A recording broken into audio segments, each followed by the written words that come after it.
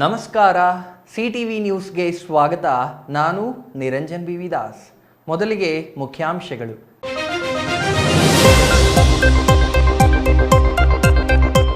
ಶಾಸಕರಿಂದ ಪುತ್ಥಳಿ ಅನಾವರಣ, PLD ಬ್ಯಾಂಕಿನಿಂದಲೇ ಅನಾವರಣ, ಮಾತು ತಪ್ಪಿದರೆ ಶಾಸಕ ಪ್ರದೀಪ್ ಈಶ್ವರ್. ಭಾರತದ ಇತಿಹಾಸದಲ್ಲಿ ಕರಾಳ ದಿನ, ಫೆಬ್ರವರಿ 14ಕ್ಕೆ ನಡೆದಿತ್ತು ಪುಲ್ವಾಮಾ ದಾಳಿ. ಸಂಚಾರಿ ನಿಯಮ ಪಾಲಿಸಿ, ಜೀವ ಉಳಿಸಿ, ರಾಷ್ಟ್ರೀಯ ರಸ್ತೆ ಸುರಕ್ಷತಾ ಸಪ್ತಾಹದಲ್ಲಿ ಗಾಯತ್ರಿ ದೇವಿ. ಅಂತಾರಾಜ್ಯ ATM ಕಳ್ಳರ ಬಂಧನ, ಮೇವಾತ್ ಗ್ಯಾಂಗ್ ಬಂಧಿಸಿದ ಬೀದರ್ ಪೊಲೀಸರು. ವಾರ್ತೆಗಳ ವಿವರ. 3 ವರ್ಷಗಳ ನಂತರ ರೈತ ನಾಯಕ ಮಾಜಿ MLC KB ಪಿಳ್ಳಪ್ಪನವರ ಪುತ್ಥಳಿ ಅನಾವರಣ ನಾಳೆ ಲೋಕಾರ್ಪಣೆಗೆ ಸಿದ್ಧತೆ ಮಾಡಿಕೊಳ್ಳಲಾಗಿದೆ. ಆದರೆ ಶಾಸಕ ಪ್ರದೀಪ್ ಈಶ್ವರ್ ಅವರು ನೀಡಿದ್ದ ಭರವಸೆ ಹುಸಿಯಾಗಿದ್ದು ಬ್ಯಾಂಕ್ನಿಂದಲೇ ಪುತ್ಥಳಿ ಅನಾವರಣ ಮಾಡಲಾಗುತ್ತಿದೆ.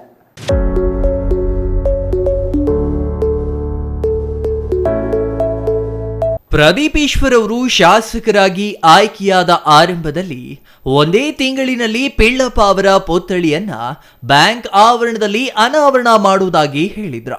ಆದರೆ 8 ತಿಂಗಳು ಕಳೆದರೂ ಪುತ್ಥಳಿ ಅನಾವರಣ ಮಾಡಿದ ಬಗ್ಗೆ JDS ಬೆಂಬಲಿಗರು ಸಾಮಾಜಿಕ ಜಾಲತಾಣದಲ್ಲಿ ಪ್ರಶ್ನಿಸಿದ್ರು. ಇದಕ್ಕೆ ಶಾಸಕ ಪ್ರದೀಪ್ ಈಶ್ವರ್ ಅವರ ಬೆಂಬಲಿಗರು JDS ಬೆಂಬಲಿಗರಿಗೆ ಬೆದರಿಕೆ ಹಾಕಿದ ಆಡಿಯೋ ಸಾಮಾಜಿಕ ಜಾಲತಾಣದಲ್ಲಿ ವೈರಲ್ ಆಗಿ ನೆಟ್ಟಿಗರ ತೀವ್ರ ಟೀಕೆಗೆ ಗುರಿಯಾಗಿತ್ತು. ಈ ನಡುವೆ ಚಿಕ್ಕಬಳ್ಳಾಪುರದ PLD ಬ್ಯಾಂಕ್ ನೂತನ ಕಟ್ಟಡದ ಆವರಣದಲ್ಲಿಯೇ ಪ್ರತಿಮೆ ಅನಾವರಣಗೊಳಿಸುತ್ತಿದ್ದು ಮಾಜಿ ಶಾಸಕ KB ಪಿಳ್ಳಪ್ಪನವರ ಪುತ್ರ KP ಬಚ್ಚೇಗೌಡರಿಂದ ಉದ್ಘಾಟಿಸಲಾಗುವುದು ಎಂದು PLD ಬ್ಯಾಂಕ್ ಅಧ್ಯಕ್ಷ ಕಾಳೇಗೌಡ ತಿಳಿಸಿದರು. ಚಿಕ್ಕಬಳ್ಳಾಪುರದ ಹೃದಯ ಭಾಗದಲ್ಲಿರುವ ನೂತನ PLD ಬ್ಯಾಂಕ್ ಕಟ್ಟಡದ ಆವರಣದಲ್ಲಿ ಉದ್ಘಾಟನೆಗೆ ಸಿದ್ಧತೆ ಮಾಡಿಕೊಳ್ಳಲಾಗಿದ್ದು ನಾಳೆ ಬೆಳಗ್ಗೆ KB ಪಿಳ್ಳಪ್ಪನವರ ಪುತ್ರ ಮಾಜಿ ಶಾಸಕ KP ಬಚ್ಚೇಗೌಡರಿಂದಲೇ ಉದ್ಘಾಟನೆ ಮಾಡಿಸಲಾಗುತ್ತಿದೆ ಎಂದು PLD ಬ್ಯಾಂಕ್ ಅಧ್ಯಕ್ಷ ಕಾಳೇಗೌಡ ತಿಳಿಸಿದ್ದಾರೆ. PLD ಬ್ಯಾಂಕ್ ಕಚೇರಿಯಲ್ಲಿ ಸುದ್ದಿಗೋಷ್ಠಿ ನಡೆಸಿದ ಅವರು ಹಳೆ ಕಟ್ಟಡ ಕೆಡವಿ ನೂತನ ಕಟ್ಟಡ ನಿರ್ಮಾಣ ಮಾಡಿದ ಕೂಡಲೇ ಪುತ್ಥಳಿ ಅನಾವರಣ ಮಾಡಿಸಲು ಮುಂದಾಗಿದ್ವು.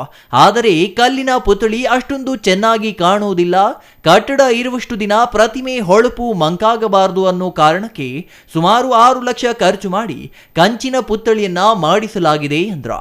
ಈ ಪುತ್ಥಳಿಯನ್ನ ಕೆಂಪೇಗೌಡ ಪ್ರತಿಮೆಯನ್ನ ಮಾಡಿಕೊಟ್ಟ ಶಿಲ್ಪಿ ಕೈಯಿಂದಲೇ ಮಾಡಿಸಲಾಗಿದೆ.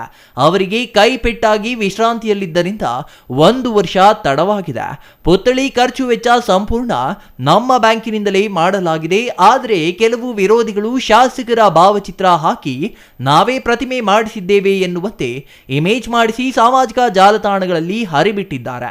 ಅವರಿಂದ ಪುತ್ಥಳಿ ಅನಾವರಣಕ್ಕೆ ನಯಾ ಪೈಸೆ ಸಹಾಯವಾಗಲಿ ಸಲಹೆ ಸಹಕಾರಗಳಾಗಲಿ ಪಡೆದಿಲ್ಲ. ಆದರೆ ಪುಕ್ಕಟ್ಟೆ ಪ್ರಚಾರ ಪಡೆಯುತ್ತಿದ್ದಾರೆ. ಸಾರ್ವಜನಿಕರು ಅವರ ಸುಳ್ಳಿನ ಸಾಮಾಜಿಕ ಜಾಲತಾಣಗಳ ಫೋಟೋಗಳನ್ನು ನಂಬಬಾರದು ಎಂದು ಮನವಿ ಮಾಡಿದ್ದಾರೆ. ದಿನಾಂಕ 15/2/2024 KB ಪಿಳ್ಳಪ್ಪನವರ ಕಂಚಿನ ಪ್ರತಿಮೆಯನ್ನು ಅನಾವರಣ ಮಾಡಲಿದ್ದು ನಾವು ಈ ಪುತ್ಥಳಿಕೆಯ ಪೂರ್ತಿ ಖರ್ಚು ವೆಚ್ಚಗಳೆಲ್ಲ ನಾವು ಬ್ಯಾಂಕಿನ ಕಾರ್ಯಕಾರಿಣಿ ಮಂಡಳಿಯಿಂದ ಬ್ಯಾಂಕಿನಿಂದ ಖರ್ಚು ವೆಚ್ಚಗಳನ್ನೆಲ್ಲ ನಾವು ಭರಿಸ್ತಿದ್ದು ಈ ಪುತ್ಥಳಿಕೆಯ ಖರ್ಚಿನ ವಿಚಾರದಲ್ಲಿ ಯಾರೇ ಆಗಲಿ ಇದರಿಂದ ನಾವು ಯಾರ ಕಡೆಯಿಂದನೂ ಒಂದು 10 ರೂಪಾಯಿ ಏನು ಕೂಡ ನಾವು ಕಾಂಟ್ರಿಬ್ಯೂಷನ್ ಏನೂ ಇರೋದಿಲ್ಲ. ನಾವು ಬ್ಯಾಂಕಿನ ಕಾರ್ಯಕಾರಿಣಿ ಮಂಡಳಿಯಲ್ಲಿ ನಿರ್ಣಯ ತೆಗೆದುಕೊಂಡು ಈ ಹಿಂದೆ ನಮ್ಮ ಪಿಳ್ಳಪ್ಪನವರು ಸುಮಾರು 30-40 ವರ್ಷದಿಂದ ಈ ಜಾಗಕ್ಕೋಸ್ಕರ ಈ ಜಾಗದಲ್ಲಿ ಅವರು ಸಂಸ್ಥೆಯನ್ನು ಬೆಳೆಸ್ಕೊಂಡು ಕಟ್ಟಡವನ್ನು ಕಟ್ಟಿ ಅವರು ಬೆಳೆಸ್ಕೊಂಡು ಬಂದಿದ್ದರು. ಆದರೆ ನಮ್ಮ ಒಂದು 30 ವರ್ಷ ಅವ್ರದ್ದು ಇದ್ದು ಆಮೇಲೆ 10 ವರ್ಷದ ಹಿಂದೆ ನಮ್ಮ ಮಾಜಿ ಸಚಿವರಾದ ಡಾಕ್ಟರ್ ಸುಧಾಕರ್ ಅವರ ಮಂಡಳಿ ಅವರ ಪರವಾಗಿ ನಮ್ಮ ಸಂಸ್ಥೆ ಬಂದು ಕಟ್ಟಡ ಶಿಥಿಲವಾಗಿದ್ದರಿಂದ ಅವತ್ತು ನಮ್ಮ ಮಾಜಿ ಸಚಿವರು ಈ ಕಟ್ಟಡವನ್ನು ತೆಗೆದುಬಿಟ್ಟು ಹೊಸ ಕಟ್ಟಡ ವಾಣಿಜ್ಯ ಸಂಕೀರ್ಣ ಮಾಡಬೇಕು ಅಂತ ಹೇಳಿದರು. ಆದರೆ ಈ ಜಾಗ ಸುಮಾರು ಅರ್ಧದಷ್ಟು ಜಾಗ ನಮಗೆ ಹಾಗೇ ಇರಲಿಲ್ಲ. ನಾವು ಪೊಸಿಷನ್ನಲ್ಲಿ ಇದ್ರೂ ಇದು ಸರ್ಕಾರದ ಹೆಸರಲ್ಲಿತ್ತು. ಆಗ ಏನು ಮಾಡಿದ್ರು ಅಂದರೆ ನಮ್ಮ ಸಚಿವರು ಮಾಜಿ ಸಚಿವರು ಡಾಕ್ಟರ್ ಕೆ ಸುಧಾಕರ್ ಅವರು ಈ ವಿಚಾರವನ್ನು ಸೆಷನ್ನಲ್ಲಿ ನಮಗೆ ಈ ಜಾಗ ಆಗದೇ ಇರೋದು ಎಲ್ಲ ಸರ್ವೆ ಮಾಡಿಸಿ ಸ್ಕೆಚ್ ಮಾಡಿಸಿ 7.25 ಗುಂಟೆಯನ್ನು ಇದನ್ನು ನಮಗೆ ಸೆಷನ್ನಲ್ಲಿ ಸ್ಯಾಂಕ್ಷನ್ ಮಾಡಿಸಿ ಇದನ್ನು ಕನ್ವರ್ಷನ್ ಮಾಡಿಸಿ ನಗರಸಭೆಯಲ್ಲಿ ಅಪ್ರೂವಲ್ ಮಾಡಿ ವಾಣಿಜ್ಯ ಸಂಕೀರ್ಣ ಕಟ್ಟಲು ಇದಕ್ಕೆ ಅನುವು ಮಾಡಿಕೊಟ್ಟಿರ್ತಾರೆ. ಅವರು ಆಗ ಈ ವಾಣಿಜ್ಯ ಸಂಕೀರ್ಣ ಕಟ್ಟುವ ಮೊದಲೇ ಅವರು ಹೇಳಿದರು. ಈಗ ಹಳೇ ಬಿಲ್ಡಿಂಗಲ್ಲಿ ಪಿಳ್ಳಪ್ಪನವ್ರದ್ದು ಕಲ್ಲಿನ ಸ್ಟ್ಯಾಚ್ಯೂ ಇತ್ತು. ಕಲ್ಲಿನ ಸ್ಟ್ಯಾಚ್ಯೂ ಇಲ್ಲಿ ಬ್ಯಾಂಕಿಗೆ ಇಟ್ಟರೆ ಚೆನ್ನಾಗಿರೋದಿಲ್ಲ. ದಯವಿಟ್ಟು ನೀವು ಈ ಬ್ಯಾಂಕು ಏನಿಲ್ಲ ಅಂದರೂ ಒಂದು 89 ವರ್ಷ ಕಟ್ಟಡ ಇರುತ್ತೆ. ನಾವು ಏನಾದರೂ ಕೆಲಸ ಮಾಡಿದ್ರೆ ಅದು ಶಾಶ್ವತವಾಗಿರಬೇಕಂತ ಹೇಳಿ ಅವರು ಕಂಚಿನ ಪ್ರತಿಮೆ ಇಡಬೇಕು, ನೀವು 1-2 ದಿನ ನಿಧಾನ ಆದರೂ ಪರವಾಗಿಲ್ಲ, ಕಂಚಿನ ಪ್ರತಿಮೆ ಇಡಬೇಕು ಅಂತ ಹೇಳಿದರು. ನಾಳೆ ಪ್ರತಿಮೆ ಅನಾವರಣಕ್ಕೆ ಮುಹೂರ್ತ ಕೂಡಿ ಬಂದಿದೆ ಅನ್ನೋ ಕಾರಣಕ್ಕೆ ತರಾತುರಿಯಲ್ಲಿ ದಿನ ನಿಗದಿಗೊಳಿಸಲಾಗಿದೆ.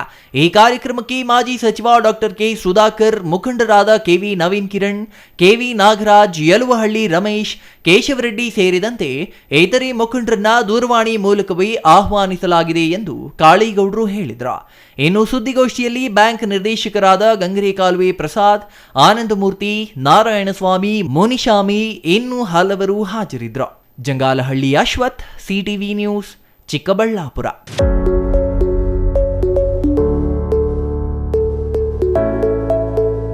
ನಿಮಗೆ ನೆನಪಿದೆ ಅಲ್ವಾ, ಫೆಬ್ರವರಿ 14ರಂದು ನಡೆದ ಆ ದುರಂತ ದೇಶದ ಗಡಿ ಕಾಯುವ ನಮ್ಮ ಸೈನಿಕರನ್ನ ಕಳೆದುಕೊಂಡ ದಿನ.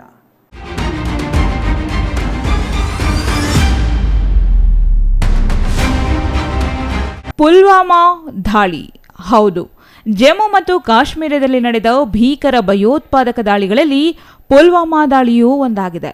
ಇದರಲ್ಲಿ 40 ಕೇಂದ್ರೀಯ ಮೀಸಲು ಪೊಲೀಸ್ ಪಡೆ ಯೋಧರು ಹುತಾತ್ಮರಾಗಿದ್ದಾರೆ.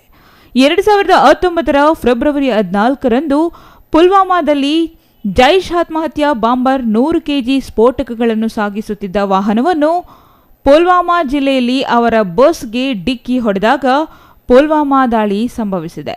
ದಾಳಿಯಲ್ಲಿ ಹಲವರು ತೀವ್ರವಾಗಿ ಗಾಯಗೊಂಡಿದ್ದಾರೆ. ಪಾಕಿಸ್ತಾನ ಮೂಲದ ಭಯೋತ್ಪಾದಕ ಸಂಘಟನೆ ಜೈಷ್ ಎ ಮೊಹಮ್ಮದ್ ದಾಳಿಯ ಹೊಣೆ ಹೊತ್ತುಕೊಂಡಿತ್ತು. ಆತ್ಮಾಹುತಿ ದಾಳಿಕೋರರನ್ನು ಪುಲ್ವಾಮಾದ ಕಾಕಪೋರರಾದ ಆದಿಲ್ ಅಹಮದ್ ಅಲಿಯಾಸ್ ವಖಾಸ್ ಕಮಾಂಡರ್ ಎಂದು ಪೊಲೀಸರು ಗುರುತಿಸಿದ್ದರು. ಫೆಬ್ರವರಿ 26, 2019ರಂದು 3:30 ಸಮಯದಲ್ಲಿ ಮಿರಾಜ್ 2000 ಭಾರತೀಯ ವಾಯುಪಡೆಯ ಫೈಟರ್ ಜೆಟ್ಗಳ ಗುಂಪು ಎಲ್ಒಸಿಯಾದ್ಯಂತ ಜೆಎಂನ ಪ್ರಮುಖ ಭಯೋತ್ಪಾದಕ ಶಿಬಿರಗಳನ್ನು ನಾಶಪಡಿಸಿತು. ಇದು ಈಗ ಇತಿಹಾಸದ ಪುಟ ಸೇರಿದೆ. ಆದರೆ ಈ ದುರಂತದ ದಿನದಂದು ಕರಾಳ ದಿನವಾಗಿ ಇತಿಹಾಸದ ಪುಟದಲ್ಲಿ ದಾಖಲಾಗಿರುವುದು ವಿಪರ್ಯಾಸವೇ ಸರಿ. News bureau, CTV news, Chikkaballapur.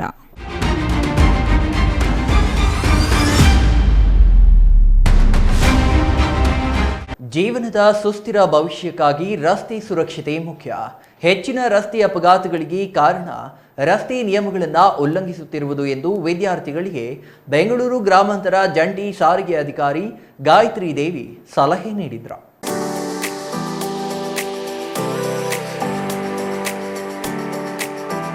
ಮಂಗಳವಾರ ಬಿಜಿಎಸ್ ಕಾಲೇಜಿನ ಸಭಾಂಗಣದಲ್ಲಿ ನಡೆದ 35ನೇ ರಾಷ್ಟ್ರೀಯ ರಸ್ತೆ ಸುರಕ್ಷತಾ ಮಾಸದ ಸಮಾರೋಪ ಉದ್ಘಾಟಿಸಿ ಮಾತನಾಡಿದ ಬೆಂಗಳೂರು ಗ್ರಾಮಾಂತರ ಜಂಟಿ ಸಾರಿಗೆ ಅಧಿಕಾರಿ ಗಾಯತ್ರಿ ದೇವಿ, ಕರ್ನಾಟಕ ಸರ್ಕಾರದ ಆದೇಶದಂತೆ ಪ್ರತಿ ವರ್ಷ ರಾಷ್ಟ್ರೀಯ ರಸ್ತೆ ಸುರಕ್ಷತಾ ಮಾಸ ಆಚರಿಸಲಾಗುತ್ತದೆ.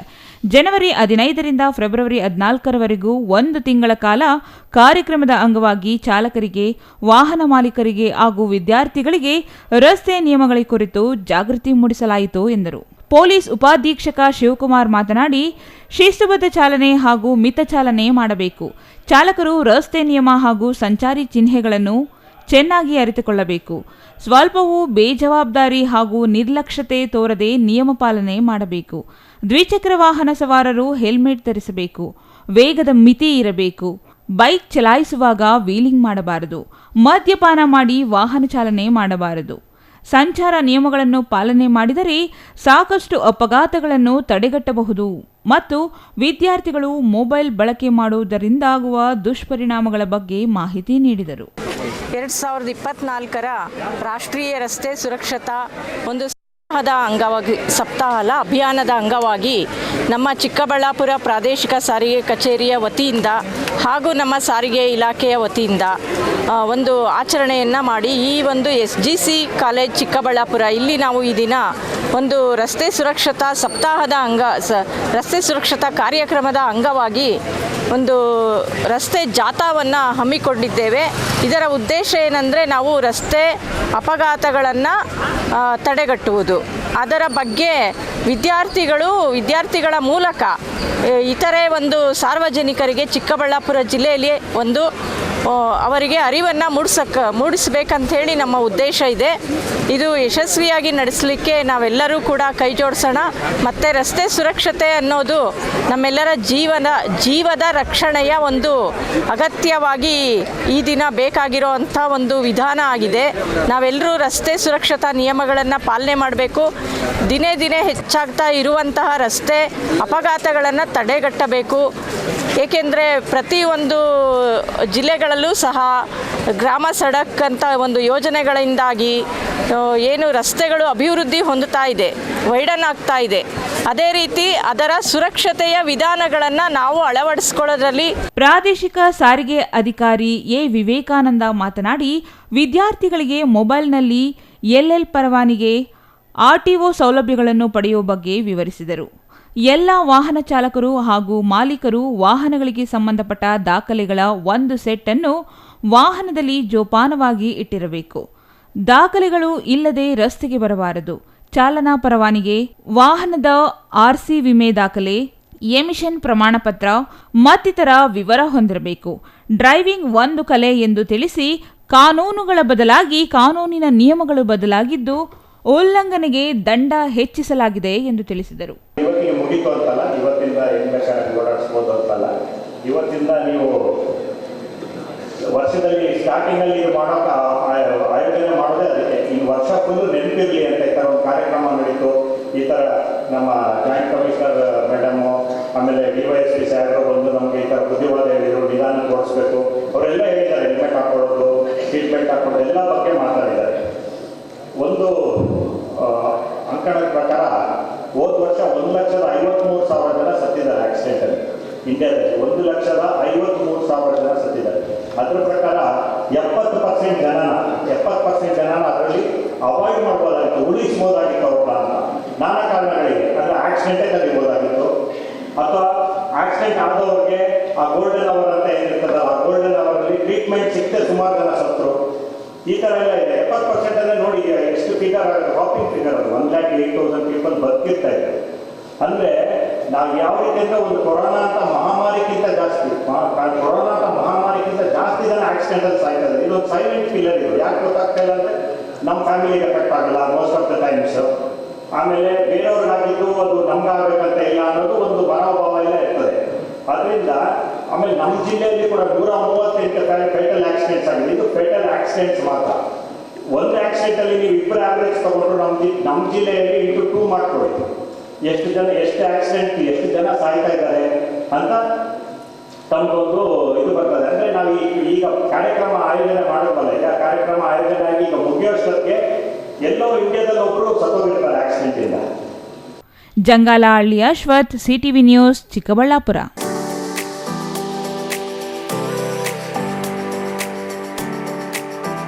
ಬೀದರ್ ಜಿಲ್ಲೆ ಸೇರಿದಂತೆ ರಾಜ್ಯದ 12 ಕಡೆ ATM ಕಳ್ಳತನ ಮಾಡಿ ಪರಾರಿಯಾಗುತ್ತಿದ್ದ ಮೇವಾತ್ ಗ್ಯಾಂಗ್ ಅನ್ನು ಖೆಡ್ಡಾಗೆ ಕೆಡುವುದರಲ್ಲಿ ಬೀದರ್ ಪೊಲೀಸರು ಯಶಸ್ವಿಯಾಗಿದ್ದಾರೆ.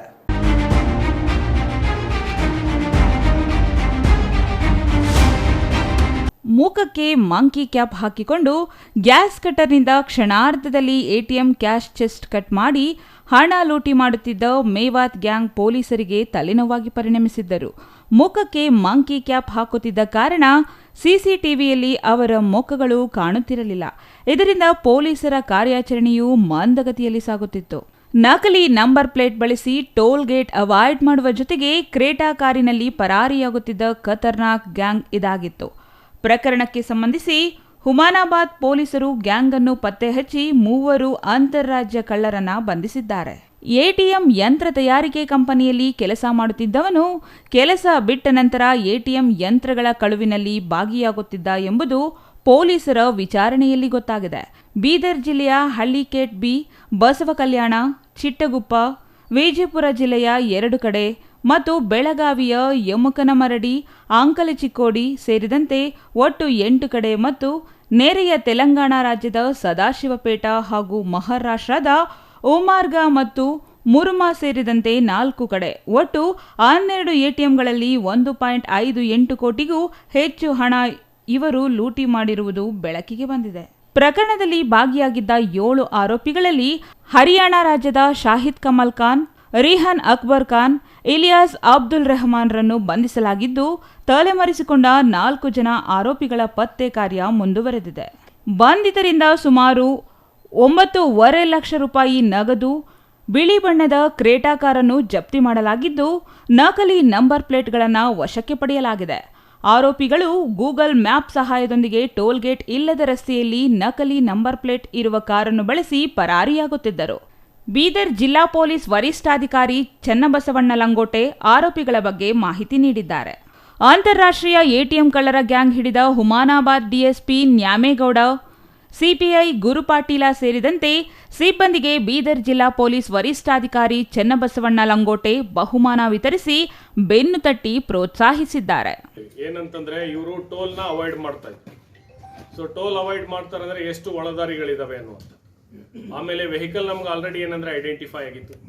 ಆಮೇಲೆ ವೆಹಿಕಲ್ನಲ್ಲಿ ಇವರು ಫೇಕ್ ನಂಬರ್ ಪ್ಲೇಟ್ಗಳನ್ನ ಯೂಸ್ ಮಾಡ್ತಾ ಇದ್ದಾರೆ ಅನ್ನುವಂಥದ್ದು ಗೊತ್ತಾಗಿತ್ತು. ಉಸ್ಮಾನಾಬಾದ್ನಲ್ಲಿ ಬಳಸಿರುವಂಥ ನಂಬರ್ ಪ್ಲೇಟ್ಗಳು ಕರ್ನಾಟಕದಲ್ಲಿ ಮತ್ತು ತೆಲಂಗಾಣದಲ್ಲಿ ಅವು ಕೂಡ ರಿಕವರ್ ಮಾಡಿದ್ದೀವಿ. ಆ ವೆಹಿಕಲ್ ನಂಬರ್ ಪ್ಲೇಟ್ಗಳು ಕೂಡ ಏನಂದರೆ ಇಲ್ಲಿ ಇವತ್ತು ತಮಗೆ ಇಲ್ಲಿ ಇಟ್ಟಿದ್ದೀವಿ. ಸೊ CCTV ಕ್ಯಾಮ್ರಾದಲ್ಲಿ ಆ ನಂಬರ್ ಪ್ಲೇಟ್ಗಳು ಏನಂದರೆ ನಮಗೆ ಬರ್ತವೆ. ಸೊ ಅದ್ರ ಮೂಲಕ ಏನಂದರೆ ನಾವು ಈ ಏನು ಒಳ ದಾರಿಗಳೇನಿದ್ದಾವೆ ಅಲ್ಲಿ ನಮ್ಮ ಇನ್ಫಾರ್ಮರ್ಸ್ನ ನಾವು ಸೆಟ್ ಮಾಡೋದು. ಏನಂದರೆ ಈ ಥರ ಮಾದರಿ ವೆಹಿಕಲ್ಗಳು ಏನಂತಂದರೆ ಮೂವ್ ಆಗ್ತಾ ಇದೆ, ಅದರಲ್ಲಿ ಏನಂದರೆ ಈ ಥರದ ನಂಬರ್ ಪ್ಲೇಟ್ಗಳು ಬಳಕೆ ಆಗ್ತಾ ಇದ್ದಾವೆ, ಈ ಬಗ್ಗೆ ಏನಂತಂದರೆ ನಮಗೆ ಮಾಹಿತಿ ಕೊಡಬೇಕು ಅನ್ನುವಂಥದ್ರ ಜೊತೆಗೆ ಏನಂದರೆ ನಾವು ಟೆಕ್ನಿಕಲ್ ಅನಾಲಿಸಿಸ್ ಕೂಡ ನಾವು ಇದರಲ್ಲಿ ಬಳಸ್ಕೊಂಡಿದ್ದೀವಿ. 24 ಲಕ್ಷ ಏನಂದರೆ ಇತ್ತೀಚಿನ ಹಳಿಕೇಡ್ ಪ್ರಕರಣದಲ್ಲಿದೆ ಅಲ್ಲ. ಸೊ ಈಗೇನು ಈ 3 ಆರೋಪಿಗಳು ಏನಿದ್ರು ಇವ್ರು ಇನ್ನೂ ಖರ್ಚು ಮಾಡ್ಕೊಂಡಿರಲ್ಲ, ಅದಕ್ಕೆ ಇಷ್ಟು ಸಿಕ್ಕಿದೆ ನಮಗೆ. ಈಗ ನಾವು ಏನಂತಂದರೆ 24 ಅವರ್ಸಲ್ಲಿ ಪ್ರೊಡ್ಯೂಸ್ ಮಾಡಬೇಕಾಗಿತ್ತು, ಈಗ ಪ್ರೊಡ್ಯೂಸ್ ಮಾಡಿ ಈಗ ಅವ್ರನ್ನ ಪೊಲೀಸ್ ಕಸ್ಟಡಿಗೆ ತೊಗೊಂಡಿದ್ವಿ. ಈಗ ನಾವು ಏನಂದರೆ 3 ರಾಜ್ಯದ 3 ಜಿಲ್ಲೆಯ ಪೊಲೀಸ್ ಅಧಿಕಾರಿಗಳೇನಿದ್ದೀವಿ ನಾವು ಏನಂದರೆ ಹರಿಯಾಣಗೆ ಕಳಿಸ್ಕೊಡ್ತಾ ಇದ್ದೀವಿ. ಸೊ ಅಲ್ಲಿ ಅಧಿಕಾರಿಗಳೊಂದಿಗೆ ನಾವು ಮಾತನಾಡಿ ಉಳಿದ ಆರೋಪಿಗಳನ್ನ ಪತ್ತೆ ಮಾಡೋದ್ರ ಜೊತೆಗೆ ಉಳಿದ ಏನಂತಾರೆ ಹಣವನ್ನು ಇವ್ರು ಏನೇನು ಖರ್ಚು ಮಾಡಿದ್ದಾರೆ, ಏನು ಇದಕ್ಕೆ ಸಂಬಂಧಪಟ್ಟಂತೆ ಬಳಕೆ ಮಾಡಿದ್ದಾರೆ, ಏನು ರಿಕವರಿ ನಾವು ಮಾಡಬೇಕು ಅನ್ನುವಂಥದ್ದನ್ನು ಅಲ್ಲಿ ನಮ್ಮ ತಂಡ ಹೋದಾಗ ಗೊತ್ತಾಗ್ತದೆ. ಜೊತೆಗೆ ಇನ್ನೊಂದು ವೆಹಿಕಲ್ ಕೂಡ ನಾವೇನಂದರೆ ಇಲ್ಲಿ ರಿಕವರ್ ಮಾಡಬೇಕಾಗಿದೆ. ಯಾಕಂದರೆ ಇನ್ನೊಂದು XUV 500 ಏನಂದರೆ ವೆಹಿಕಲ್ ಬಳಕೆ ಮಾಡಿದ್ದಾರೆ ಅಂತ ಹೇಳಿ ಇವರು ತಪ್ಪೊಪ್ಪಿಗೆನಲ್ಲಿ ಹೇಳಿದ್ದಾರೆ. Chandrayya Swamy, CTV news, Bidar.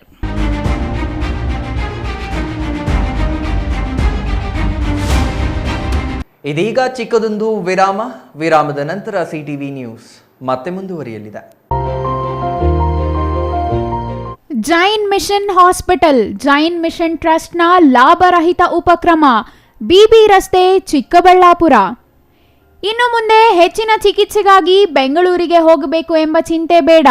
ಚಿಕ್ಕಬಳ್ಳಾಪುರದ ಮೊಟ್ಟ ಮೊದಲ ಅತ್ಯಾಧುನಿಕ ತಂತ್ರಜ್ಞಾನ, ಗುಣಮಟ್ಟದ ವೈದ್ಯಕೀಯವನ್ನು ಒಳಗೊಂಡ ಏಕೈಕ ಆಸ್ಪತ್ರೆ ಜೈನ್ ಮಿಷನ್ ಹಾಸ್ಪಿಟಲ್. ದಿನದ 24 ಗಂಟೆಗಳು ನೆಬುಲೈಸೇಷನ್, ಹೆರಿಗೆ, ICU, ಟ್ರಾಮ್ ಸೆಂಟರ್, ಆಂಬ್ಯುಲೆನ್ಸ್ ಸೇವೆಗಳು ಲಭ್ಯವಿದೆ. ಜೈನ್ ಮಿಷನ್ ಆಸ್ಪತ್ರೆಯು 4 ಅಂತಸ್ತಿನ ಕಟ್ಟಡವನ್ನು ಒಳಗೊಂಡಿದ್ದು 100 ಹಾಸಿಗೆಗಳುಳ್ಳ ಸುಸಜ್ಜಿತವಾದ ಆಸ್ಪತ್ರೆಯಾಗಿದೆ. ಅಲ್ಲದೆ ಸುಧಾರಿತ ಲ್ಯಾಬ್ ಸೌಲಭ್ಯಗಳು, ಎಕ್ಸ್ರೇ, OT ಕಾಂಪ್ಲೆಕ್ಸ್, ಲ್ಯಾಬ್ ಸೇವೆಗಳು, ಒಳಗಿನ ರೋಗಿಗಳು, ಸಾಮಾನ್ಯ ಸೇವೆಗಳು ಲಭ್ಯವಿದೆ.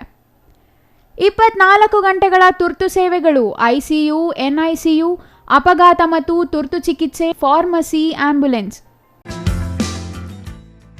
ರಾಮೂಸ್ ಫರ್ನಿಚರ್ ಪ್ಯಾರಡೈಸ್, ರಾಗ ಬಿಲ್ಡಿಂಗ್, BB ರಸ್ತೆ, ಚಿಕ್ಕಬಳ್ಳಾಪುರ. ನಮ್ಮ ಸಂಸ್ಥೆಯು 1994ರಿಂದ ಚಿಕ್ಕಬಳ್ಳಾಪುರ ಜಿಲ್ಲಾದ್ಯಂತ ಗ್ರಾಹಕರ ಬೇಡಿಕೆಗಳಿಗೆ ಅನುಗುಣವಾಗಿ ಗುಣಮಟ್ಟದಲ್ಲಿ ಯಾವುದೇ ರಾಜಿ ಇಲ್ಲದೆ ಉತ್ತಮ ಸೇವೆಯನ್ನ ಸಲ್ಲಿಸುತ್ತಾ ಬಂದಿದೆ. ನಮ್ಮಲ್ಲಿ ಆಕರ್ಷಕ ಕಲಾತ್ಮಕ ವಿನ್ಯಾಸಗಳುಳ್ಳ ವಿವಿಧ ಮಾದರಿಯ ಗೃಹಾಲಂಕಾರ teak wood furnitures, sofa set, dining tables, leather sofa set, office furnitures ಮತ್ತು ಬೆಡ್ರೂಮ್ ವಾರ್ಡ್ರೋಬ್ಸ್ ಅಂಡ್ ಕಾಟ್ಸ್, ಮತ್ತು ಇಟಾಲಿಯನ್ ಕಿಚನ್ ಮತ್ತು ನಿಮ್ಮ ಮನೆಯ ಎಲ್ಲ ಇಂಟೀರಿಯರ್ ಡಿಸೈನ್ ಅನ್ನ ನಿಮ್ಮ ಮನಸ್ಸಿಗೊಪ್ಪುವಂತೆ ಕೇವಲ 15 ದಿನಗಳಲ್ಲಿ ಮಾಡಿಕೊಡಲಾಗುತ್ತದೆ. ಜರ್ಮನ್ ಯಂತ್ರೋಪಕರಣಗಳಿಂದ ಕೂಡಿದ ಸ್ವಂತ ಫ್ಯಾಕ್ಟರಿಯನ್ನ ಹೊಂದಿದ್ದು ಎಲ್ಲ ರೀತಿಯ ಗ್ರಾಹಕರ ಕೈಗೆಟುಕುವ ಬೆಲೆಗಳಿಗೆ ತಕ್ಕಂತೆ ಫರ್ನಿಚರ್ಸ್ ಹಾಗೂ ಇಂಟೀರಿಯರ್ ಅನ್ನ ಮಾಡಿಕೊಡಲಾಗುತ್ತದೆ. ಇನ್ನೇಕೆ ತಡ, ಹಿಂದೆ ಭೇಟಿ ಕೊಡಿ ರಾಮೂಸ್ ಫರ್ನಿಚರ್ಸ್ ಪ್ಯಾರಡೈಸ್, ರಾಗ ಬಿಲ್ಡಿಂಗ್, ಬಿಬಿ ರಸ್ತೆ, ಚಿಕ್ಕಬಳ್ಳಾಪುರ. ವಿರಾಮದ ನಂತರ ಸಿಟಿವಿ ನ್ಯೂಸ್ಗೆ ಮತ್ತೆ ಸ್ವಾಗತ.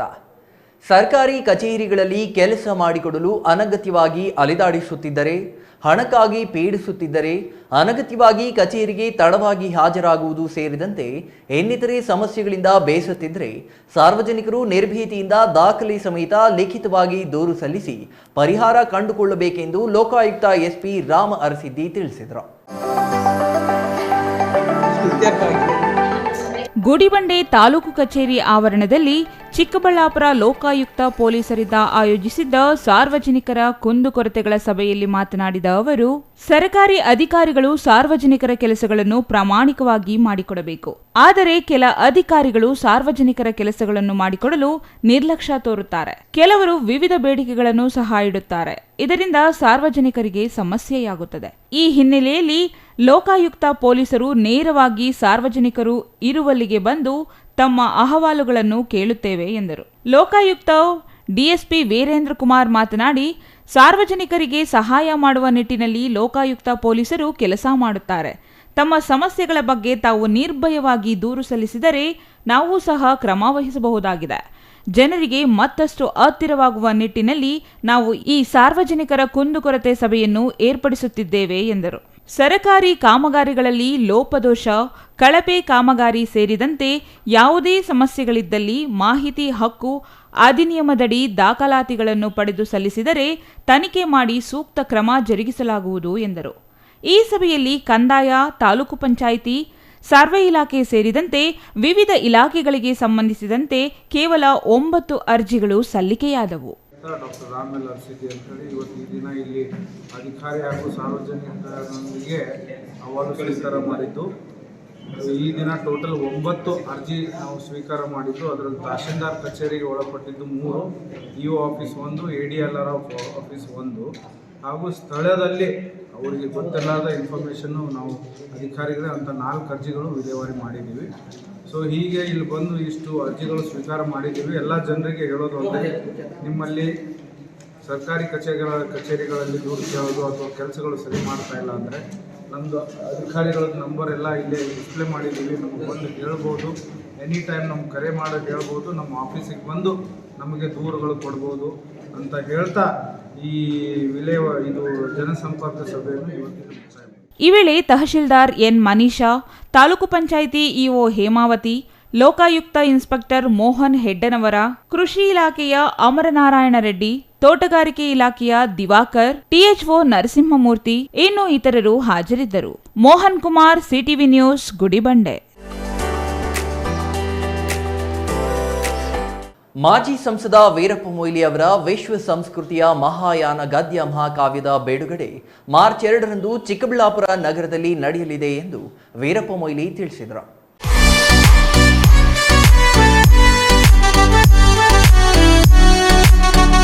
ಚಿಕ್ಕಬಳ್ಳಾಪುರ ತಾಲೂಕಿನ ಯಲುವಹಳ್ಳಿಯಲ್ಲಿ ಬುಧವಾರ ನಡೆದ ವಿಶ್ವ ಸಂಸ್ಕೃತಿಯ ಮಹಾಯಾನ ಗದ್ಯ ಮಹಾಕಾವ್ಯ ಬಿಡುಗಡೆ ಪೂರ್ವಭಾವಿ ಸಭೆಯಲ್ಲಿ ವೀರಪ್ಪ ಮೊಯ್ಲಿ ಮಾತನಾಡಿದರು. ರಾಜಕೀಯವಾಗಿ ಪುನರ್ಜನ್ಮ ಕೊಟ್ಟಿರುವ ಚಿಕ್ಕಬಳ್ಳಾಪುರ ಲೋಕಸಭಾ ಕ್ಷೇತ್ರವನ್ನು ಎಂದಿಗೂ ಮರೆಯುವುದಿಲ್ಲ. ಸಾಹಿತಿಯಾಗಿ ನಾನು ರೂಪುಗೊಳ್ಳಲು, ಸಂಸದನಾಗಿ ಜನರ ಕಷ್ಟಗಳಿಗೆ ದನಿಯಾಗಲು ಈ ನೆಲ ನನಗೆ ಆಶ್ರಯ ನೀಡಿ ಆದರಿಸಿದೆ. ನನ್ನ ಕೃತಿಗಳು ದೇಶದ ನಾನಾ ಭಾಗದಲ್ಲಿ ಬಿಡುಗಡೆ ಕಂಡು ಹೆಸರು ಮಾಡಿವೆ, ನನಗೂ ಹೆಸರು ತಂದುಕೊಟ್ಟಿವೆ. ಆದರೆ ನನ್ನ ಕ್ಷೇತ್ರವಾದ ಚಿಕ್ಕಬಳ್ಳಾಪುರದಲ್ಲಿ ನನ್ನ ಯಾವೊಂದು ಕೃತಿಯೂ ಲೋಕಾರ್ಪಣೆ ಭಾಗ್ಯ ಕಾಣಲಿಲ್ಲ ಎಂಬ ಕೊರಗಿತ್ತು. ಅದನ್ನು ಇದೇ ಮಾರ್ಚ್ 2ರಂದು ಈಡೇರಿಸಲಾಗುತ್ತಿದೆ ಎಂದರು. ಆದಿಚುಂಚನಗಿರಿ ಮಹಾಸಂಸ್ಥಾನ ಪೀಠಾಧ್ಯಕ್ಷ ಡಾಕ್ಟರ್ ನಿರ್ಮಲಾನಂದನಾಥ ಮಹಾಸ್ವಾಮೀಜಿ ನೇತೃತ್ವದಲ್ಲಿ ನಗರ ಹೊರವಲಯದ ಎಸ್ಜೆಸಿಐಟಿ ಕ್ಯಾಂಪಸ್ ಬಿಜಿಎಸ್ ಸಭಾಂಗಣದಲ್ಲಿ ವಿಶ್ವ ಸಂಸ್ಕೃತಿಯ ಮಹಾಯಾನದ ಮೊದಲ ಸಂಪುಟ ಮಾರ್ಚ್ 2ರಂದು ಲೋಕಾರ್ಪಣೆ ಕಾಣಲಿದೆ. ಈ ಗದ್ಯ ಮಹಾಕಾವ್ಯ 4 ಸಂಪುಟಗಳಲ್ಲಿ ಹರಡಿಕೊಂಡಿದೆ. ಪುಸ್ತಕ ಬಿಡುಗಡೆ ಕಾರ್ಯಕ್ರಮದಲ್ಲಿ ಸುತ್ತೂರು ಮಠಾಧೀಶರ ಸಹಿತ ಅನೇಕ ಗಣ್ಯರು ಭಾಗಿಯಾಗುವರು ಎಂದರು. ಹೆಚ್ಚಾಗಿ ನನ್ನ ಅನೇಕ ಗ್ರಂಥಗಳು ಬಿಡುಗಡೆ ಆಗಿವೆ. ದೆಹಲಿಯಲ್ಲಿ ಆಗಿದೆ, ಇವೆಲ್ಲ ಬಂದಿದ್ದೀನಿ, ಬೆಂಗಳೂರಿನಲ್ಲಿ ಆಗಿದೆ, ಬೇರೆ ಬೇರೆ ಕಡೆ ಆಗಿದೆ. ಆದರೆ ಚಿಕ್ಕಬಳ್ಳಾಪುರದಲ್ಲಿ ದೊಡ್ಡ ಸಮಾರಂಭ ಆಗಲಿಲ್ಲ ಈ ಸಾಹಿತ್ಯಿಕ ಸಾಂಸ್ಕೃತಿಕ ಸಂಬಂಧವಾಗಿ. ಈಗ ನಾನೊಂದು ಪುಸ್ತಕ ತಯಾರು ಮಾಡಿದ್ದೇನೆ. ಅದೇನಂತ ಹೇಳಿದ್ರೆ ವಿಶ್ವ ಸಂಸ್ಕೃತಿ ಮಹಾಯಾನ ಅಂತ. ಅದು 4 ಸಂಪುಟದಲ್ಲಿ ಹೊರಗೆ ಬರ್ತದೆ. ನಾಡ್ದು 2 ತಾರೀಕು ಮಾರ್ಚ್ನಂದು ಪ್ರಥಮ ಸಂಪುಟ ಹೊರಗೆ ಬರ್ತದೆ. ಅದನ್ನು ಚಿಕ್ಕಬಳ್ಳಾಪುರದಲ್ಲೇ ಮಾಡೋಣ ಅಂತೇಳಿ ಅನೇಕರು ಹೇಳಿದರು. ಯಾವಾಗಲೂ ಹೊರಗೆ ಮಾಡ್ತೀವಿ ನೀವು ನಿಮ್ಮ ಕ್ಷೇತ್ರದಲ್ಲಿ, ಯಾಕಂದರೆ ನನಗೆ ಈಗ ನಿಮ್ಮಷ್ಟು ಬಂಧುಗಳು ಬೇರೆ ಇಲ್ಲಿಯೂ ಇಲ್ಲ. ನಮ್ಮ ಚಿಕ್ಕಬಳ್ಳಾಪುರ ಎಲ್ಲಿರತಕ್ಕಂಥ ಬಂಧುಗಳೇ ನೀವು ನನಗೆ MP ಮಾಡಿ ಬಿಡಿ ಎಲ್ಲ ಏನಿದ್ರು ನಾನು ಮಾತ್ರ ನಿಮ್ಮನ್ನು ಬಿಡುವುದಿಲ್ಲ. ಆ ಥರ ನನ್ನ ಬದುಕಿನಲ್ಲಿ ಒಂದು ತೀರ್ಮಾನ ಮಾಡಿದ್ದೇನೆ.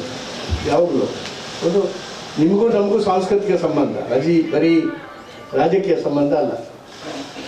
ಯಾವ ಒಂದು ಪ್ರತಿಫಲಾಕ್ಷೆಯ ಸಂಬಂಧ ನೀವು ಬೆಳೆಸ್ಕೊಳ್ಳಿಲ್ಲ ಅಂತ ನಾನು ಕೂಡ ಬೆಳೆಸ್ಕೊಂಡಿದ್ದೀನಿ. ಆದ್ದರಿಂದ ಇಲ್ಲೇ ಮಾಡೋಣ ಅಂತೇಳಿ ಮತ್ತು ನಮ್ಮ ನಿರ್ಮಲ ಸ್ವಾಮಿಗಳು ಅವ್ರು ಹೇಳಿದರು ಇಲ್ಲೇ ಮಾಡೋಣ, ನಮ್ಮ ಸಂಸ್ಥೆಯಲ್ಲೇ ಮಾಡಿ ಅಂತ ಹೇಳಿದೆ. ಆಮೇಲೆ ಸುತ್ತೂರು ಸ್ವಾಮಿಗಳು ಹೇಳಿದರು ಯಾವಾಗಲೂ ನಿಮ್ಮ ಸಮಾರಂಭ ಬಂದಾಗ ನನ್ನನ್ನು ಕರೀರಿ ಅಂತೇಳಿ ಅವರಿಗೂ ಕರೆದಿರು. ಈಗ ಸಿದ್ಧಗಂಗಾ ಸ್ವಾಮಿಗಳು ಬರಲಿಕ್ಕೆ ತಯಾರಿದ್ರು, ಆದರೆ ಆ ದಿವಸ ಅವರು ದೆಹಲಿಗೆ ಹೋಗ್ತಾರೆ, ಬರಲಿಕ್ಕೆ ಆಗಲಿಲ್ಲ. ಆದ್ದರಿಂದ ಈ ಸಮಾರಂಭ 2 ತಾರೀಕು ಮಾರ್ಚ್ಗೆ ಈಗಾಗಲೇ ಪುಸ್ತಕ ಅಚ್ಚಿನಲ್ಲಿದೆ. ಇನ್ನು ಈ ಪೂರ್ವಭಾವಿ ಸಭೆಯಲ್ಲಿ ಯಲುವಹಳ್ಳಿ ರಮೇಶ್, ಮಾಜಿ ಶಾಸಕ SM ಮುನಿಯಪ್ಪ, ಶಿವಾನಂದ್, ನಂದಿ ಆಂಜಿನಪ್ಪ, ಭರಣಿ ವೆಂಕಟೇಶ್, ಕೆಪಿಸಿಸಿ ಪ್ರಧಾನ ಕಾರ್ಯದರ್ಶಿ ರಾಜ್ಕುಮಾರ್, ದೇವನಹಳ್ಳಿ ಮಾಜಿ ಶಾಸಕ ಮುನಿನರಸಿಂಹಯ್ಯ ಮತ್ತಿತರರು ಹಾಜರಿದ್ದರು. Jangalahalli Ashwath, CTV news, Chikkaballapur. March 3ರಂದು ನಂಜನಗೂಡು ತಾಲೂಕಿನಲ್ಲಿ ಪಲ್ಸ್ ಪೋಲಿಯೋ ಲಸಿಕಾ ಕಾರ್ಯಕ್ರಮ ನಡೆಸಲಾಗುತ್ತದೆ ಎಂದು ತಹಸೀಲ್ದಾರ್ ಶಿವಕುಮಾರ್ ಕಾಸ್ನೂರು ಹೇಳಿದರು. ನಂಜನಗೂಡು ನಗರದ ತಾಲೂಕು ಆಡಳಿತ ಭವನದಲ್ಲಿ ಆರೋಗ್ಯ ಇಲಾಖೆಯ ಅಧಿಕಾರಿಗಳ ಪೂರ್ವಭಾವಿ ಸಭೆ ನಡೆಸಿ ಮಾತನಾಡಿದ ಅವರು, ಮಾರ್ಚ್ 3ರಂದು ಭಾನುವಾರ ನಂಜನಗೂಡು ತಾಲೂಕಿನಾದ್ಯಂತ ಪಲ್ಸ್ ಪೋಲಿಯೋ ಲಸಿಕಾ ಕಾರ್ಯಕ್ರಮವನ್ನು ಹಮ್ಮಿಕೊಳ್ಳಲಾಗಿದೆ. 26,492 ಮಕ್ಕಳಿಗೆ ಲಸಿಕೆ ಹಾಕಲಾಗುತ್ತದೆ. 20 PHC ಮೂಲಕ ಸುಮಾರು 220 ಬೂತ್ಗಳಲ್ಲಿ ಪೋಲಿಯೋ ಲಸಿಕೆ ಹಾಕಲು ಸಿದ್ಧತೆ ನಡೆಸಲಾಗಿದೆ ಎಂದರು. ಗ್ರಾಮೀಣ ಪ್ರದೇಶದಲ್ಲಿ 3 ದಿನಗಳ ಕಾಲ ಲಸಿಕೆ ಹಾಕಲಾಗುತ್ತದೆ. ಪಟ್ಟಣದ ಪ್ರದೇಶದಲ್ಲಿ 4 ದಿನಗಳ ಲಸಿಕೆ ಹಾಕಲು ಸಂಬಂಧಪಟ್ಟ ಅಧಿಕಾರಿಗಳಿಗೆ ಸೂಚನೆ ನೀಡಲಾಗಿದೆ. 5 ವರ್ಷದೊಳಗಿನ ಮಕ್ಕಳಿಗೆ ಲಸಿಕೆ ಹಾಕಬೇಕು ಎಂದು ತಿಳಿಸಿದರು. ನಮಸ್ಕಾರ. 3ನೇ ತಾರೀಕು ಮಾರ್ಚು ರವಿವಾರ pulse polio program, immunization program ರಾಷ್ಟ್ರ ಮಟ್ಟದಲ್ಲಿ ನಡೆಯುತ್ತೆ. ಸೊ ಈ ಪ್ರೋಗ್ರಾಮಲ್ಲಿ ನಮ್ಮಲ್ಲಿ ಒಟ್ಟು 26,492 ಮಕ್ಕಳನ್ನ ಐಡೆಂಟಿಫೈ ಆಗಿದೆ. ಆ ಮಕ್ಕಳನ್ನ ನಾವು 100% ಅಚೀವ್ ಮಾಡಲೇಬೇಕು. ಅದರಲ್ಲಿ ನಾವು 20 PHC ಮೂಲಕ 45 ಸೂಪರ್ವೈಸರಲ್ಲಿ 220 ಬೂತ್ಗಳಲ್ಲಿ ನಾವು ಪಲ್ಸ್ ಪೋಲಿಯೋ ಪ್ರೋಗ್ರಾಮು ನಂಜನಗೂಡು ತಾಲೂಕಲ್ಲಿ ಜಾರಿ ಮಾಡ್ತೀವಿ. ಇದರಲ್ಲಿ ನಮ್ಮಲ್ಲಿ ರೂರಲಲ್ಲಿ 3 ದಿನ, ಅಂದರೆ ಮೊದಲನೇ ದಿನ ಬೂತ್ ಲೆವೆಲಲ್ಲೇ ಅಲ್ಲೇ 95% ಅಚೀವ್ ಮಾಡ್ತೀವಿ. ಅದಾದ ನಂತರ 2 ದಿನ ಟ್ರಾನ್ಸಿಟ್ ಆಗಿ ಎಲ್ಲೆಲ್ಲಿ ಆ ಪರ್ಟಿಕ್ಯುಲರ್ ಹೌಸಲ್ಲಿ ಹೋಗಿ ನಾವು ಕವರ್ ಮಾಡೋಕ್ಕೆ ವ್ಯವಸ್ಥೆ ಮಾಡಿದ್ದೀವಿ. ಅದೇ ರೀತಿ ಟೌನಲ್ಲಿ 4 ದಿನ, ಮೊದಲನೇ ದಿನ ಅದೇ ರೀತಿ 95% ಮತ್ತು ಅದರ ನಂತರ 3 ದಿನ. ಸೊ ಎಲ್ಲ ಇಲಾಖೆಗೆ ನಾವು ಇನ್ಸ್ಟ್ರಕ್ಷನ್ಸ್ ಕೊಟ್ಟಿದ್ದೀವಿ ಯಾರ್ದಾರ್ದು ಏನೇನು ರೆಸ್ಪಾನ್ಸಿಬಿಲಿಟೀಸ್ ಇದೆ ಅಂತ. ಸೊ ಇದು 3ನೇ ತಾರೀಕು ಜಾರಿಗೆ ಬರುತ್ತೆ. ಸೊ ಎಲ್ಲರನ್ನೂ ಇದನ್ನು ಕರೆಕ್ಟಾಗಿ ರೀಚ್ ಮಾಡ್ಕೊಂಡು ಯುಟಿಲೈಸ್ ಮಾಡಬೇಕು ಅಂತ ಈ ಮೂಲಕ ಹೇಳೋಕ್ಕೆ ಇಷ್ಟಪಡ್ತೀನಿ. ಧನ್ಯವಾದ. ಇನ್ನು ಈ ಸಂದರ್ಭದಲ್ಲಿ ತಾಲೂಕು ವೈದ್ಯಾಧಿಕಾರಿ ಡಾಕ್ಟರ್ ಈಶ್ವರ್ ಸೇರಿದಂತೆ ತಾಲೂಕು ಮಟ್ಟದ ಅಧಿಕಾರಿಗಳು ಭಾಗವಹಿಸಿದ್ದರು. Kumar, CTV news, Nanjangud. ವಿದ್ಯುತ್ ತೊಂದರೆ ಹಾಗೂ ಗಡಿ ಪ್ರದೇಶದ ಗುಡ್ಡಗಾಡು ಪ್ರದೇಶದ ಕೃಷಿ ಭೂಮಿಯಲ್ಲಿ ಬೆಳೆದಿರುವ ಬೆಳೆಯನ್ನ ವನ್ಯಜೀವಿಗಳು ನಾಶ ಮಾಡಿ ನಷ್ಟವಾಗುತ್ತಿದ್ದು, ಈ ಸಮಸ್ಯೆ ಬಗೆಹರಿಸುವಂತೆ ಆಗ್ರಹಿಸಿ ಚಿಂತಾಮಣಿಯಲ್ಲಿ ರೈತರು ಪ್ರತಿಭಟನೆ ನಡೆಸಿದರು. ರಾಜ್ಯ ರೈತ ಸಂಘ ಹಾಗೂ ಹಸಿರು ಸೇನೆ ಮುಖಂಡರು ನಗರದ ಪ್ರಮುಖ ಬೀದಿಗಳಲ್ಲಿ ಮೆರವಣಿಗೆ ನಡೆಸಿ ಬೆಸ್ಕಾಂ ಕಚೇರಿಗೆ ಮುತ್ತಿಗೆ ಹಾಕಿ ಕೆಲ ಕಾಲ ಪ್ರತಿಭಟನೆ ನಡೆಸಿ ಘೋಷಣೆಗಳನ್ನು ಕೂಗಿದ್ರು.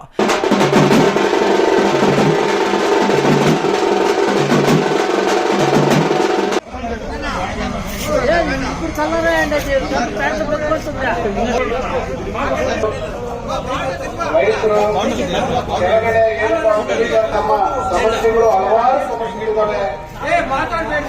ಬೆಸ್ಕಾಂಗೆ ಸಂಬಂಧಪಟ್ಟಂತ ಬಹಳಷ್ಟು ಸಮಸ್ಯೆಗಳಿದ್ದಾವೆ. ಅದರಲ್ಲಿ ನಾವು ನಮ್ಮ ಬೇಡಿಕೆಗಳೆಲ್ಲ ಇದಾವೆ, ಸಮಸ್ಯೆಗಳೆಲ್ಲ ಇದಾವೆ. ಅದನ್ನು ನಾವು ಕೆಲವು ಈ ಅಧಿಕಾರಿಗಳಲ್ಲಿ ಅಧಿಕಾರ ಇದೆ, ಕೆಲವು ಭಾಗವಹಿಸಿದ್ದೀರಿ. ಸ್ಥಳಕ್ಕೆ ಬೆಸ್ಕಾಂ ಎಇ ಶ್ರೀನಾಥ್ ಆಗಮಿಸಿ ರೈತ ಮುಖಂಡರಿಂದ ಮನವಿ ಸ್ವೀಕರಿಸಿ ಸಮಸ್ಯೆಗಳ ಪರಿಹಾರದ ಬಗ್ಗೆ ಹಿರಿಯ ಅಧಿಕಾರಿಗಳೊಂದಿಗೆ ಚರ್ಚಿಸಿ ಕ್ರಮ ವಹಿಸುವ ಭರವಸೆ ನೀಡಿದ ನಂತರ ಪ್ರತಿಭಟನೆ ಕೈಬಿಡಲಾಯಿತು. ರಾಜ್ಯ ರೈತ ಸಂಘ ಹಾಗೂ ಹಸಿರು ಸೇನೆ ತಾಲೂಕು ಅಧ್ಯಕ್ಷ ರಮಣರೆಡ್ಡಿ, ಆರ್ಸಿಎಸ್ ಆಂಜನೇಯ ರೆಡ್ಡಿ, ವೆಂಕಟಸ್ವಾಮಿ ರೆಡ್ಡಿ, ಪಾಲು ನಾರಾಯಣಸ್ವಾಮಿ, ರೆಡ್ಡಪ್ಪ ಇದೇ ಸಂದರ್ಭದಲ್ಲಿ ಉಪಸ್ಥಿತರಿದ್ದರು. GL Shankar, CTV news, Chintamani. ಇದೀಗ ಚಿಕ್ಕದೊಂದು ವಿರಾಮದ ನಂತರ ಸಿಟಿವಿ ನ್ಯೂಸ್ ಮತ್ತೆ ಮುಂದುವರಿಯಲಿದೆ. Shri Manjunatha hardware and innovations 22 ವರ್ಷಗಳಿಂದ ಮಾರುಕಟ್ಟೆಯಲ್ಲಿ ಸುದೀರ್ಘ ಪಯಣ ಮತ್ತು ಗ್ರಾಹಕ ಹಾಗೂ ಎಂಜಿನಿಯರಿಂಗ್ಗಳ ನಂಬಿಕೆಯ ಆಯ್ಕೆ. ಅತ್ಯುತ್ತಮ ಗುಣಮಟ್ಟ, ಪ್ರಾಮಾಣಿಕ ಬೆಲೆ. Engineer choices, architect choices, corporates, house owners, carpenter choices, hardware dealers ಹಾಗೂ ಇನ್ನಿತರರಿಗೆ ಹೋಲ್ಸೇಲ್ ದರದಲ್ಲಿ ಸಿಗುವ ಸ್ಥಳವೇ ಶ್ರೀ ಮಂಜುನಾಥ ಹಾರ್ಡ್ವೇರ್ ಮತ್ತು ಇನ್ನೋವೇಷನ್ಸ್. ವಿವಿಧ ರೀತಿಯ ವಿನ್ಯಾಸಗಳುಳ್ಳ ಡೆಕೋರೇಟಿವ್, ಪ್ರೊಟೆಕ್ಟಿವ್, ಫಂಕ್ಷನಲ್ ಹಾಗೂ ಉತ್ತಮ ದರದಲ್ಲಿ ಗುಣಮಟ್ಟದ ಹಾರ್ಡ್ವೇರ್ ವಸ್ತುಗಳು ನಮ್ಮಲ್ಲಿ ದೊರಕುತ್ತದೆ. ವಿಳಾಸ: ರಿಲಯನ್ಸ್ ಪೆಟ್ರೋಲ್ ಬಂಕ್ ಹತ್ತಿರ, ಬಿಬಿ ರಸ್ತೆ, ಚಿಕ್ಕಬಳ್ಳಾಪುರ. ಮೊಬೈಲ್ ಸಂಖ್ಯೆ 9739393927, ಮತ್ತೊಂದು ಸಂಖ್ಯೆ 9008680303.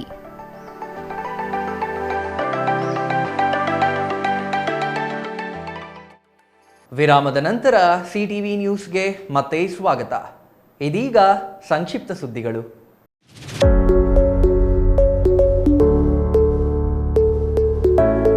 ಬಾಗೇಪಲ್ಲಿ ಪಟ್ಟಣಕ್ಕೆ ಈ ಹಿಂದೆಯೇ ಇಂದಿರಾ ಕ್ಯಾಂಟೀನ್ ಕಟ್ಟಲು ಅನುಮೋದನೆ ದೊರಕಿತ್ತು. ಆದರೆ ಸರಿಯಾದ ಸ್ಥಳ ದೊರಕಿರಲಿಲ್ಲ. ಇದರಿಂದ ಇಷ್ಟು ತಡವಾಗಲು ಕಾರಣವಾಗಿದೆ ಎಂದು ಶಾಸಕ ಎಸ್ಎನ್ ಸುಬ್ಬಾರೆಡ್ಡಿ ತಿಳಿಸಿದ್ದಾರೆ. ಬಾಗೇಪಲ್ಲಿ ಮುಖ್ಯ ರಸ್ತೆಯಲ್ಲಿರುವ ತಹಸೀಲ್ದಾರ್ ವಸತಿ ಗೃಹದ ಮುಂಭಾಗದಲ್ಲಿ ಶಾಸಕರಿಂದ ಕ್ಯಾಂಟೀನ್ ಕಟ್ಟಡದ ಕಾಮಗಾರಿಗೆ ಗುದ್ದಲಿ ಪೂಜೆ ಮಾಡಲಾಯಿತು. ಬಳಿಕ ಮಾತನಾಡಿದ ಶಾಸಕ ಸುಬ್ಬಾರೆಡ್ಡಿ, ಬಾಗೇಪಲ್ಲಿ ಪಟ್ಟಣಕ್ಕೆ ಈ ಹಿಂದೆಯೇ ಕ್ಯಾಂಟೀನ್ ಕಟ್ಟಲು ಅನುಮೋದನೆ ದೊರಕಿತ್ತು. ಆದರೆ ಸರಿಯಾದ ಸ್ಥಳ ಪಟ್ಟಣದಲ್ಲಿ ದೊರಕಿರಲಿಲ್ಲ. ಇದರಿಂದ ಇಷ್ಟು ತಡವಾಗಲು ಕಾರಣ ಎಂದರು. ಇನ್ನು ಈ ಸಂದರ್ಭದಲ್ಲಿ ತಹಸೀಲ್ದಾರ್ ಪ್ರಶಾಂತ್ ಕೆ ಪಾಟೀಲ್, ಪುರಸಭೆ ಮುಖ್ಯಾಧಿಕಾರಿ ರುದ್ರಮ್ಮ ಶರಣಯ್ಯ, ತಾಲೂಕು ಪಂಚಾಯಿತಿ ಕಾರ್ಯನಿರ್ವಾಹಾಧಿಕಾರಿ ರಮೇಶ್ ಮತ್ತಿತರರು ಹಾಜರಿದ್ದರು.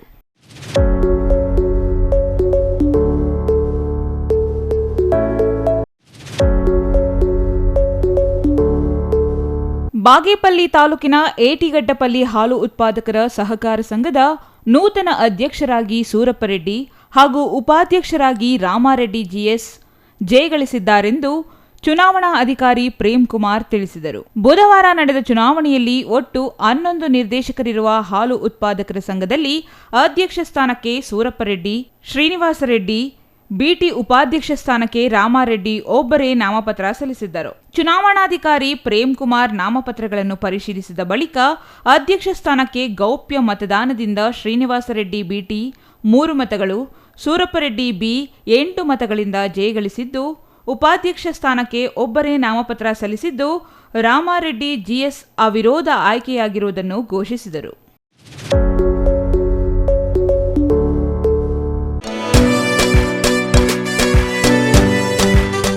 ಉದ್ಯೋಗ ಸೃಷ್ಟಿ, ಕೇಂದ್ರ ಹಾಗೂ ರಾಜ್ಯ ಸರ್ಕಾರಗಳ ಜನವಿರೋಧಿ ನೀತಿ ಸೇರಿದಂತೆ ವಿವಿಧ ಬೇಡಿಕೆಗಳನ್ನು ಈಡೇರಿಸುವಂತೆ ಫೆಬ್ರವರಿ 16ರಂದು ತಾಲೂಕು ಕೇಂದ್ರದಲ್ಲಿ ಸಿಐಟಿಯು, ಕೆಪಿಆರ್ಎಸ್, ಡಿವೈಎಫ್ಐ ಸೇರಿದಂತೆ ವಿವಿಧ ಸಂಘಟನೆಗಳಿಂದ ಬೃಹತ್ ಪ್ರತಿಭಟನೆ ಹಮ್ಮಿಕೊಳ್ಳಲಾಗಿದೆ ಎಂದು ಆಯೋಜಕರು ತಿಳಿಸಿದ್ದಾರೆ.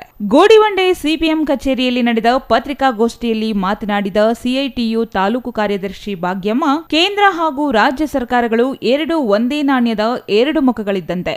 ಕೆಲವು ದಿನಗಳ ಹಿಂದೆಯಷ್ಟೇ ಕೇಂದ್ರ ಸರ್ಕಾರ ಬಜೆಟ್ ಮಂಡನೆಯಾಗಿದ್ದು, ಅದರಲ್ಲಿ ಅಂಗನವಾಡಿ, ಬಿಸಿಯೂಟ ಸೇರಿದಂತೆ ಅನೇಕ ನೌಕರರಿಗೆ ಗೌರವಧನ ಹೆಚ್ಚಳ ಮಾಡುವುದರ ಬದಲಿಗೆ ಅನುದಾನ ಕಡಿತ ಮಾಡಿದೆ. ಇದರಿಂದ ಆ ಕೆಲಸವನ್ನೇ ನಂಬಿಕೊಂಡು ಜೀವನ ಸಾಗಿಸುವಂತಹ ಅನೇಕರು ಸಮಸ್ಯೆಗೆ ತುತ್ತಾಗುತ್ತಿದ್ದಾರೆ ಎಂದರು. ಇನ್ನು ಈ ಸಮಯದಲ್ಲಿ ಸಿಐಟಿಯು ತಾಲೂಕು ಅಧ್ಯಕ್ಷೆ ಮಂಜುಳಾ, ಕರ್ನಾಟಕ ಕೃಷಿ ಕೂಲಿಕಾರರ ಸಂಘದ ರಮಣ, ಶುಭಾ, ನರಸಮ್ಮ, ಗಂಗಾದೇವಿ, ರತ್ನಮ್ಮ ಸೇರಿದಂತೆ ಹಲವರು ಹಾಜರಿದ್ದರು.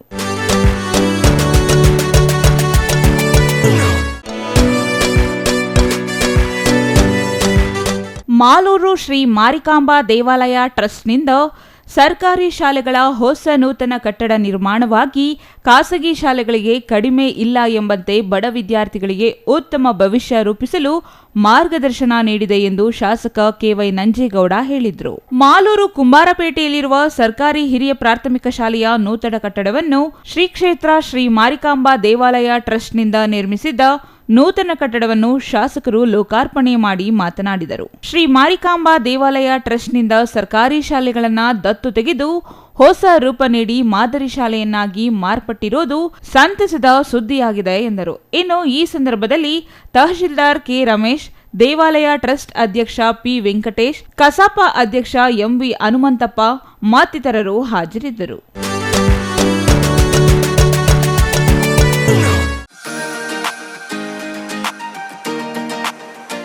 ನೆಲಮಂಗಲ ತಾಲೂಕಿನ ತ್ಯಾಮಗುಂಡ್ಲು ಹೋಬಳಿಯ ಗೋರಘಟ್ಟ ಹಾಲು ಉತ್ಪಾದಕರ ಸಹಕಾರ ಸಂಘಕ್ಕೆ ಮುಂದಿನ 5 ವರ್ಷಗಳ ಆಡಳಿತ ಮಂಡಳಿಗೆ ಅಧ್ಯಕ್ಷರಾಗಿ ಎಚ್ ಆಂಜನೇಗೌಡ ಮತ್ತು ಉಪಾಧ್ಯಕ್ಷರಾಗಿ ಹನುಮಯ್ಯ ಅವಿರೋಧವಾಗಿ ಆಯ್ಕೆಯಾಗಿದ್ದಾರೆ. ರಾಮಮೂರ್ತಿ, ಬಸವರಾಜು, ರಂಗನಾಥ, ಯೋಗನರಸಿಂಹ, ಬೈಲಾಂಜಿನಪ್ಪ, ಚಿಕ್ಕಣ್ಣ, ನರಸಮ್ಮ, ವೆಂಕಟಪ್ಪ, ಮಾರುತಿ, ಕೊಡಿಗೆಹಳ್ಳಿ ಗ್ರಾಮ ಪಂಚಾಯಿತಿ ಅಧ್ಯಕ್ಷರಾದ ಅಪ್ಪಾಜಿಗೌಡ, ಸರ್ಕಾರಿ ನಾಮಿನಿ ನಿರ್ದೇಶಕ ದೇವಿಕುಮಾರ್, ಮಾಜಿ ಅಧ್ಯಕ್ಷ ಪಾರ್ಥಸಾರಥಿ, ಮಾಜಿ ಸದಸ್ಯರಾದ ಚಂದ್ರಪ್ಪ, ಹನುಮಂತರಾಜು ಇದೇ ಸಂದರ್ಭದಲ್ಲಿ ಹಾಜರಿದ್ದರು.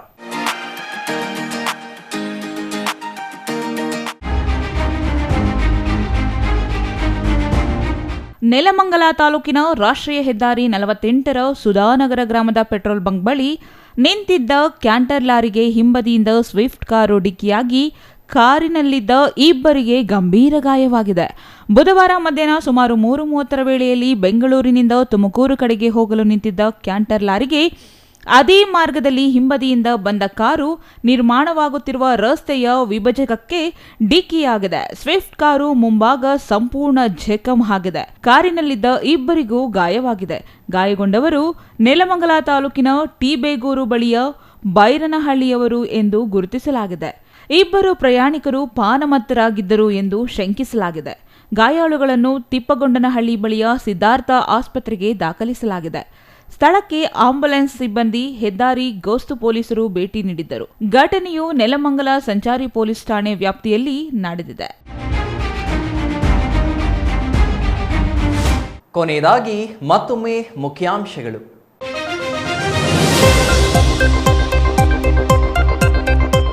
ಶಾಸಕರಿಂದ ಪುತ್ತಲಿ ಅನಾವರಣ, ಪಿಎಲ್ಡಿ ಬ್ಯಾಂಕಿನಿಂದಲೇ ಅನಾವರಣ, ಮಾತು ತಪ್ಪಿದರೆ ಶಾಸಕ ಪ್ರದೀಪ್ ಈಶ್ವರ್. ಭಾರತದ ಇತಿಹಾಸದಲ್ಲಿ ಕರಾಳ ದಿನ, ಫೆಬ್ರವರಿ 14ಕ್ಕೆ ನಡೆದಿತ್ತು ಪುಲ್ವಾಮಾ ದಾಳಿ.